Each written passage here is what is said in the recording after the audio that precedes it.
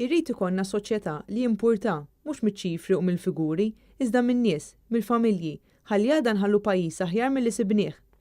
Hekk sostna l-kap tal-Partit Nazzjonalista Adrian Delija f'intervista li saritlu fuq is-sit elettroniku newsbook.com.mt. Il-ħajja mhux kemm tonfoq jew kemm tibni, il-ħajja l-familja li tgħix, taħdem u tkawdi l-ħin mal-familja. Sfortunatament qed ngħixu f'pajjiż klostrofobiku li qed imarret lin-nies, traffiku kbir, toroq mhux siguri. Il-Partit Nazzjonalista għandu pjan għal dan kollu. Min issa diġà bdejna ma naħlux ġurnata waħda illi fl-4 snin li għandna fl-oppożizzjoni f'kull settur, edukazzjoni, infrastruttura, mediċina, saħħa, dik li għal-ambjent tagħna, kollox, f'kull settur. Ikollna alternattiva tajba, studjata, informata u li n-nies infhammuhom kif. Adrian Delija stqar li hu mhux razzist, Malta trid tosserva l-liġijiet internazzjonali iżda għandha wkoll l-obbligi morali lejn il-ħajja li l-ogħla valur. Irridu nitkellmu bleħen sod u ċar. Malta trid tixpruna biex tkun ċentru ta' salvataġġ. Fid-dawl ta' dan, il-Gvern mhux qed irrendi t-toroq tagħna siguri mill-kriminalità. Il-Gvern għandu obbligu li jara min ġej f'pajjiżna. Hemm bżonn ta' aktar investiment fil-korp tal-Pulizija.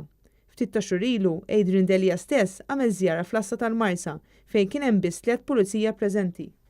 Il-Gvern qed jgħid li fl-4 snin li ġejjin il-popolazzjoni Maltija se tiżdied b'70,000 persuna. Però l-Gvern m'għandux pjan dwar fejn se jpoġġi lil dawn in-nies kollha.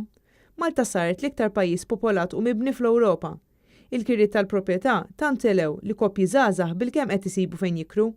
Irid jiġi kreat iktar ġid mingħajr ma jkollna flus kbir ta' ħaddiema. Irid ikun hemm iktar inċentivi għan-nisa biex jaħdmu mid-dar u b'hekk tiżdied il-produttività.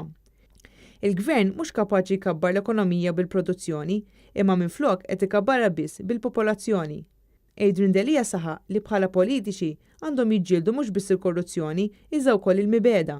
Il-politika m'għandha qatt tkun għodda ta' mibeda. Il-politika mhijiex għodda ta' mibeda, m'għandix ikollha l-mibeda bħala